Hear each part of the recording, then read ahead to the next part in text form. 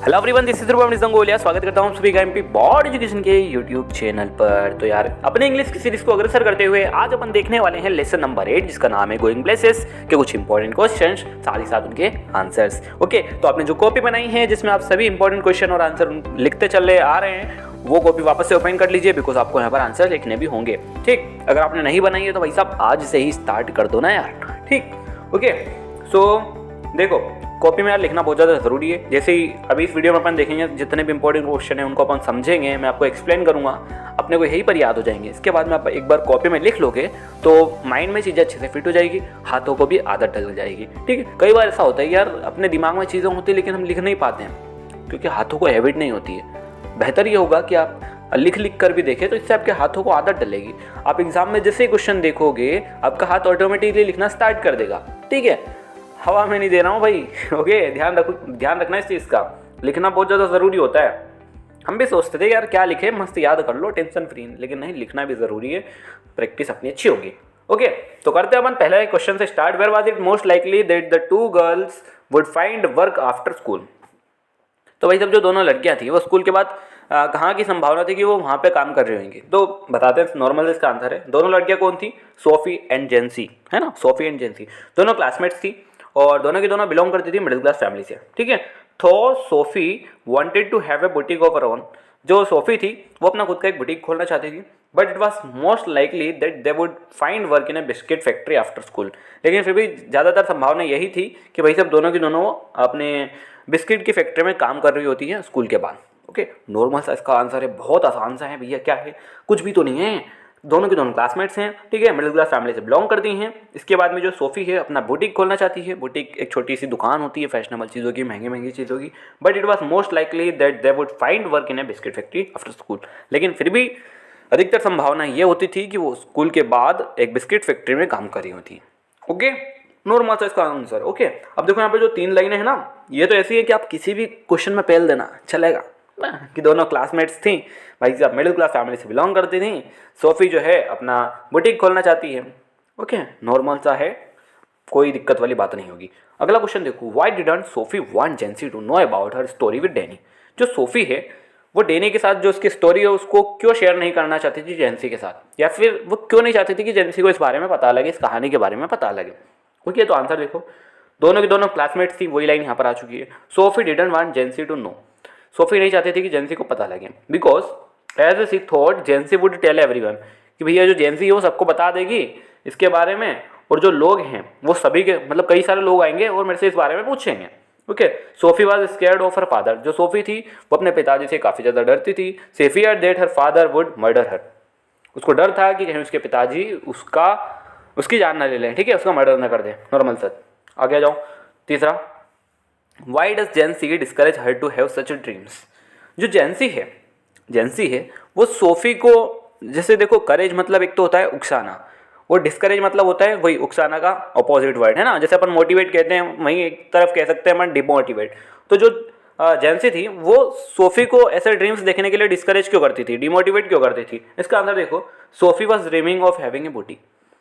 अब जो सोफ़ी थी वो चाहती थी कि उसका एक खुद का बुटीक हो, बिकमिंग ए मैनेजर, एक मैनेजर बनना चाहती थी। Being an actress and becoming an fashion designer, वो एक्ट्रेस भी बनना चाहती थी, फैशन डिजाइनर भी बनना चाहती थी। लेकिन जो जेंसी थी उसने डिस्करेज किया कि इसको, सोफ़ी को, फ्रॉम हैविंग सच ड्रीम्स, ऐसे सपने देखने से उसको डिस्करेज किया। ओके, बिकॉज, क्योंकि she knew it would need a lot of money, क्योंकि वो जानती थी कि भाई साहब इसमें काफ़ी ज़्यादा पैसा लगने वाला है। And her father would not allow her to do so, और उसके पिताजी भी ऐसी चीज़ें करने की अनुमति उसे नहीं प्रदान करेंगे। ओके, पैसा लगता भैया, है ना।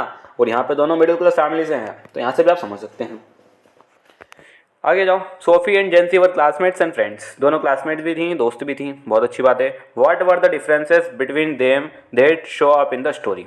अब जो सोफ़ी और जेंसी हैं दोनों क्लासमेट्स थी, अच्छी दोस्त थी, लेकिन क्या डिफरेंस है जो इस स्टोरी में बताया गया है? देखो तो भाई साहब, पता ही होगा। तो SoFi and जेंसी were friends. SoFi और जेंसी दोनों अच्छी दोस्त थी। दे वर पोल्स अपार्ट इन करेक्टर, लेकिन उन दोनों के बारे में काफ़ी ज़्यादा डिफरेंस था। They belong to middle class family. दोनों की दोनों क्या करती थी, मिडिल क्लास फैमिली से बिलोंग करती थी। ठीक, Jansie was a practical girl and down to earth. अब जो जेंसी थी बिल्कुल एकदम व्यवहारिक लड़की थी भैया। She knew her limitations and accepted it as her fate. ठीक है, अब भाई साहब जो सोफ़ी है, सॉरी जो जैंसी है, वो अपनी सीमाओं के बारे में जानती थी, उसने इनको एक्सेप्ट भी कर लिया था। ठीक है, ऑन द अदर हैंड वहीं बात करें अपन सोफ़ी की, तो वो डे ड्रीमर थी, मतलब दिन के ख्वाब देखती थी। Had unrealistic ambitions and dreams, कई सारे ऐसे सपने थे उसके जो कि कभी पूरे हो ही नहीं सकते हैं। ठीक है, she herself did not know what she wanted to be, वो खुद ये नहीं जानती थी कि वो क्या बनना चाहती है। She wanted to own a boutique, वो एक बुटीक खोलना चाहती थी। At the same time she wanted to be an actress and manager, साथ ही साथ वो एक्ट्रेस भी बनना चाहती थी, मैनेजर भी बनना चाहती थी। She even created a fantasy around a famous football player. Every time Jansie reminded Sophie that they belong to poor families because of her fantasies, Sophie had to face disappointment. तो भाई साहब normal सा इसका answer है, आप देख सकते हैं यहाँ पर कि हमेशा जो जेंसी है ट्राई करती थी उनको बताने की, समझाने की कि हम एक गरीब खानदान से बिलोंग करते हैं, गरीब परिवार से बिलोंग करते हैं। तो ये नॉर्मल सा इसका आंसर रहने वाला है। ठीक, आ जाते हैं अपन अगले प्रश्न की ओर। What socio economic background did Sophie belong to, what are the indicators of her family's financial status. तो यहाँ पर कुल मिला के बात की जा रही है उसके जो भी फैमिली के बैकग्राउंड की, या फिर बात करें उसकी इकोनॉमिक कंडीशन की। तो इन चीज़ों के बारे में अपने यहाँ पे एलैबोरेट करना है। ठीक, इंडिकेटर्स बताना है अपने को भाई सब की, आप किस बेसिस पे कह सकते हो कि इसकी जो फैमिली की फाइनेंशियल सिचुएशन है या फिर वो फाइनेंशियल कंडीशन है वो काफ़ी ज़्यादा वीक है। ठीक है, ये चीज़ भी अपने को बतानी पड़ेगी। देखो, Sophie's family belong to a low middle class family, sorry low middle class, जो सोफी का जो परिवार था लो मिडिल क्लास फैमिली से बिलोंग करता था। ठीक है, after her school she was earmarked to work in a biscuit factory as a petty employ. अब जैसा कि अपन ने पहले प्रश्न में देख लिया था कि वो बिस्किट की फैक्ट्री में काम करती थी। ओके, स्कूल के बाद में this showed she was not going for higher study. अब ये दर्शाता है कि भाई साहब वो उच्च शिक्षा प्राप्त नहीं कर पाएगी।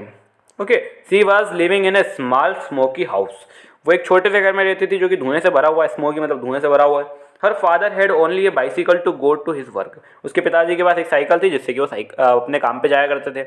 Her mother had left school and was just a mechanic, sorry mother नहीं यहाँ पे ब्रदर है ना। Her brother had left school and was just a mechanic, उसके भाई ने स्कूल छोड़ रखा था और अब एक मैकेनिक के रूप में वो कार्य करता था। All this things are the indicators that show Sophie's family was not a well to do family. भाई साहब बस यही चीज़ें हैं जो बताती हैं कि जो सोफ़ी का जो परिवार है वो इतना अच्छा नहीं था, फाइनेंशियली अगर अपन बात करें तो इतना अच्छा नहीं था। ठीक है, तो ये नॉर्मल से इसके कुछ आंसर्स हैं, सिंपल से कुछ क्वेश्चंस थे।